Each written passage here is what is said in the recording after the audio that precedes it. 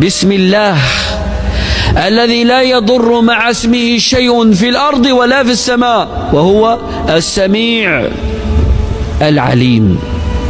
السميع فلا يخفى عليه قول، والعليم فلا يخفى عليه حال كائنا ما كان. أمن يجيب المضطر إذا دعاه ويكشف السوء ويجعلكم خلفاء الأرض أإله مع الله؟ يونس بن متى في بطن الحوت من أنقذه نادى في الظلمات أن لا إله إلا أنت سبحانك إني كنت من الظالمين فاستجبنا له.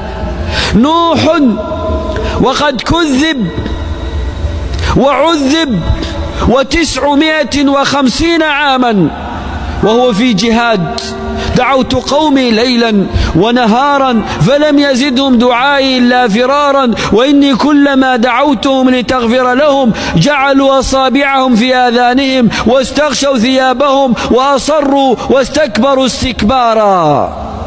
هذا حاله. وأوحي إليه يا نوح إنه لن يؤمن من قومك إلا من قد آمن. وصل الخبر. إذن البقية هذه حصب جهنم. ليش عايشين؟ ربي لا تذر على الأرض من الكافرين ديارا. نطقها نوح فاستجاب الله، ففتحنا أبواب السماء بماء منهمر وفجرنا الأرض عيونا فالتقى الماء على أمر قد قدر. سبحان الله. الله الصمد، الخلائق كلها تصمد إليه في حاجاتها. الحيتان في البحر من يرزقها، والطير في جو السماء من يحفظها ويكلأها ويريها الحبة في بطن الأرض. الهدهد عندما رأى القوم في اليمن يسجدون للشمس من دون الله أنكر عليهم، قال لسليمان جئتك من سبأ بنبأ يقين. وش النبأ؟ امرأة تملكهم، هذا أول مشكلة، تملكهم امرأة. ما أفلح قوم ولوا أمرهم امرأة. ويعبدون مؤنث الشمس، تملكهم أنثى ويعبدون أنثى يسجدون لها. وجدتها وقومها يسجدون للشمس من دون الله. شوف إنكار المنكر. ألا يسجدوا لله الذي يخرج الخبأ في السماوات والأرض. ما هو الخبأ؟ الحبة، الرزق يخبئه الله في السحب للطير، فالطير يأكل وهو في بين السماء والأرض. الحب تطير بأمر الله حتى يأكلها الطائر ولا ينزل لها، ويخبئها في الأرض فينزل من عليائه فيأخذها ويمشي، والإنسان لا يراها لا من فوق ولا من تحت.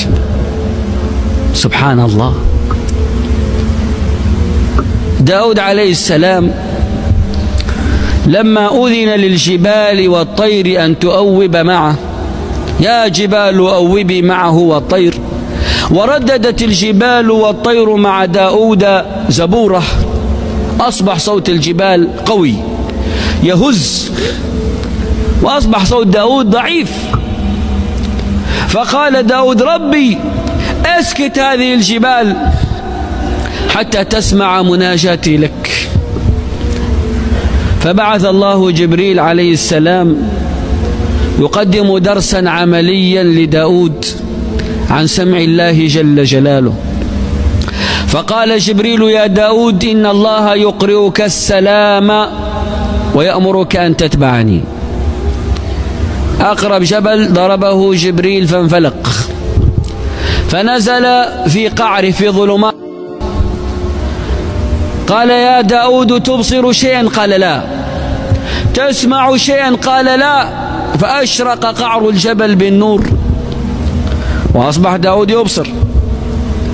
قال أرأيت هذه الصخرة؟ قال نعم. قال خذها. أخذها داود فوضعها في يده، فإذا بهذه الصخرة تنفلق في يد داود وتخرج من قعرها دودة في فمها ورقة خضراء. قال: أبصرت الدودة؟ قال: نعم. قال: سمعت لها صوتا؟ قال: لا. قال: أدنها من أذنك. فدنا فسمع لها صوتا ضعيفا فقال: إن الله يقرئك السلام ويقول لك إنه خلق هذه الدودة في قعر هذا الجبل ورزقها في قعر هذا الجبل، وهو يراها ويسمع دعاءها ومناجاتها، فكيف لا يسمعك؟ قل هو الله أحد الله الصمد. خرج موسى عليه الصلاة والسلام يستسقي: اللهم اسقنا. خرج يستسقي ببني إسرائيل فإذا بالنمل قد خرج، فقال موسى لبني إسرائيل: ارجعوا فقد كفيتم. خرجت أمة النمل تستسقي فنزل المطر، لأن صلاة الاستسقاء قامت بها أمة النمل. وإن من شيء إلا يسبح بحمده ولكن لا تفقهون تسبيحه. سبحان الله. ومن حكمة الله جل جلاله ورحمته الواسعة أن حجب ذاته عن خلقه، فلو لم يحجب جل جلاله ذاته عن خلقه لفنى خلقه. لأن النبي صلى الله عليه وسلم قال: حجابه النور، لو كشف عن وجهه لأحرقت سبحات وجهه ما انتهى إليه بصره. فحجابه عن خلقه رحمة بخلقه.